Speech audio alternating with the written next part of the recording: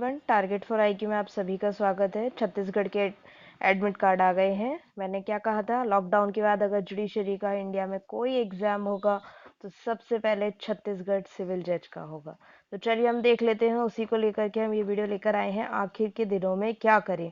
अब देखो, जो पढ़ा हुआ है ना, उसी से हमको अच्छा अच्छा चीज़ लेनी है और उसी से हमें अपनी तैयारी को स्ट्रॉन्ग करना है। क्लियर है?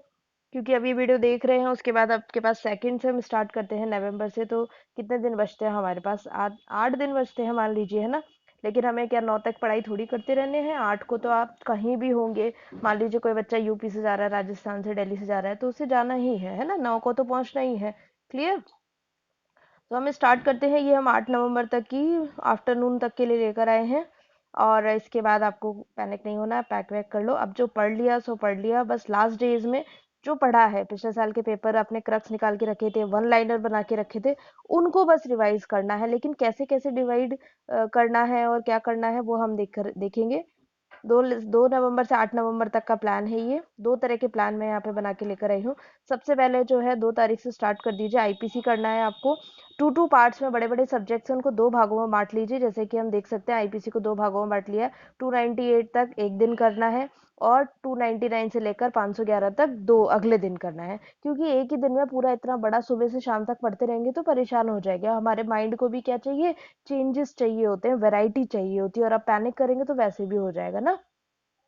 तो जो पड़ा हुआ है उसमें से उतने एरिया तक वो कर लीजिए, ये कर लीजिए, ठीक है। फिर आपको इवनिंग टाइम है ना, सुबह सुबह करना हो सुबह कर लो, या दिन का एक टाइम पे ये किया करो और दूसरे टाइम पे कॉन्ट्रैक्ट करना है 1 सेक्शन 75 तक। और साथ में रेंट कंट्रोल एक्ट 14 सेक्शन गिनती के हैं, ठीक है। फटाफट हो जाएगा इजीली। और दूसरे दिन आप जो आईपीसी के आधा पार्ट करेंगे, उस दिन कॉन्ट्रैक्ट का दूसरा वाला पार्ट कर देना है। तो हमारे यहाँ पर कितने सब्जेक्ट हो गए? 4 सब्जेक्ट। अगले दिन चलते हैं, जब आप ये कॉन्ट्रैक्ट का पार्ट 2 कर रहे होंगे तब आपको साथ में रजिस्ट्रेशन एक्ट भी खींचना है, ठीक है।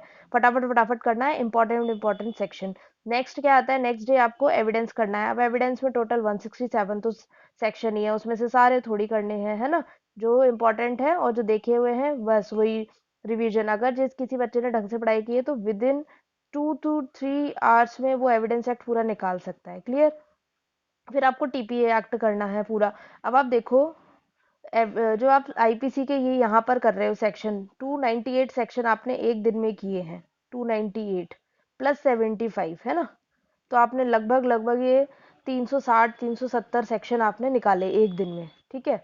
तो नो वंडर इजीली एविडेंस और ये टीपीए निकाल सकते हो। एविडेंस 160 सेक्शन और टीपीए के 130, इजीली 250, बहुत ही कम है। रजिस्ट्रेशन का बचा हुआ पार्ट और एसआरए। और किसी की स्पीड अच्छी है, रजिस्ट्रेशन जिसने पहले दिन ही कंप्लीट कर लिया था वो यहाँ से उठा के लिमिटेशन को भी इस दिन कर सकता है, या एनआई को स्टार्ट कर सकता है, या और भी किसी माइनर को। मेरे कहने का मतलब है माइनर को शुरू में ही निकाल लेना, 3 3 4 4 रिविजन हो जाएगा। फिर आपको स्टार्ट करना है सीपीसी, क्योंकि सीपीसी को स्टार्टिंग में मत ले लेना, बहुत बड़ा है और घूमते रह जाओगे, कंप्लीट नहीं होगा 1 2 दिन में, ठीक है ना।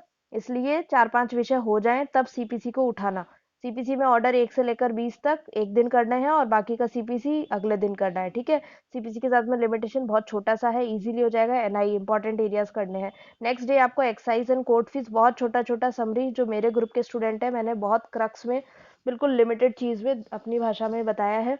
और ऑडियो भी है, आप ऑडियो लगाएं और ईयरफोन से सुने, ठीक है, कोई दिक्कत ही नहीं है।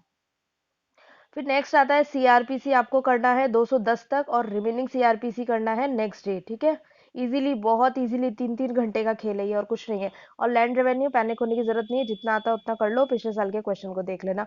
और अब बोलोगे कॉन्स्टिट्यूशन कहाँ गया? तो कॉन्स्टिट्यूशन को आपको करना है 1.5 घंटा डेली। डेली 1.5 घंटा करोगे तो 8 8 दिन में देख लो कितने घंटे हो गए ना।